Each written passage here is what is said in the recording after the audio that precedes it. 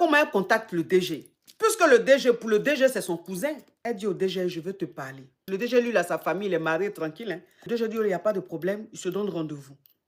Elle va à son rendez-vous. Donc, elle dit, quand le DG la voit, il est choqué. Il s'est dit, ben, tu as changé, qu'est-ce qu'il y a? Ça ne va pas. Ça ne va pas, ça se voit que ça ne va pas. Tu as changé, tu es malade, tu as quel problème? Parce que elle était métamorphosée. C'était plus la même belle dame, éclatante, lumineuse. Elle était éteinte. Donc, elle lui a demandé, mon cousin que je t'ai emmené, il travaille toujours dans ton entreprise. Il dit, ben, bien sûr. Il est même monté. Elle dit que il a évolué dans son domaine, dans son travail, là, il a évolué.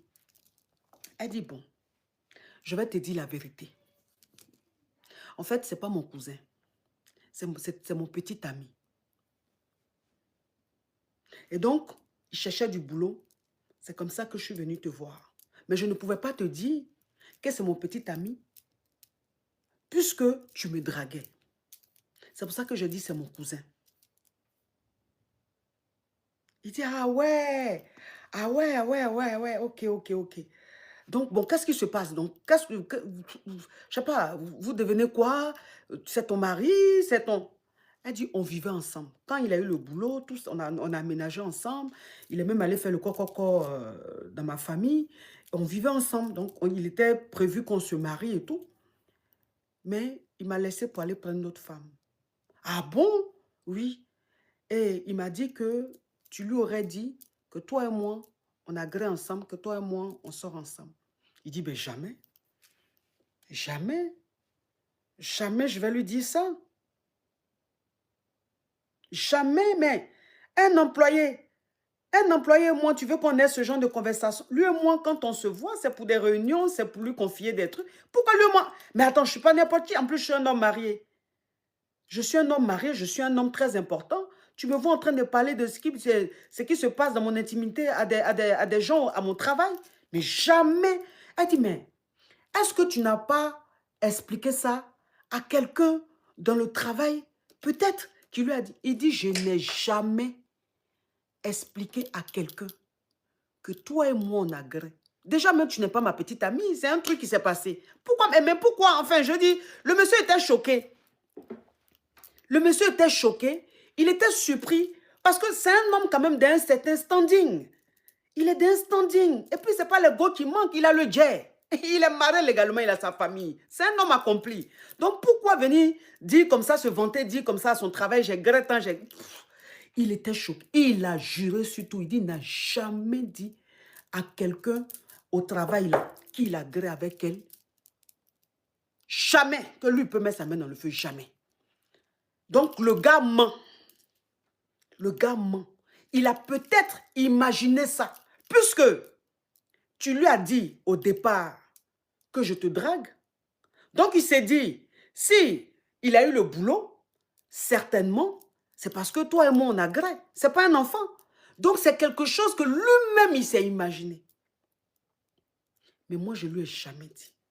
Elle dit, ah, ok. Donc, voilà comment elle va comprendre que le gars est vicieux. Voilà comment elle va comprendre que le gars est ingrat.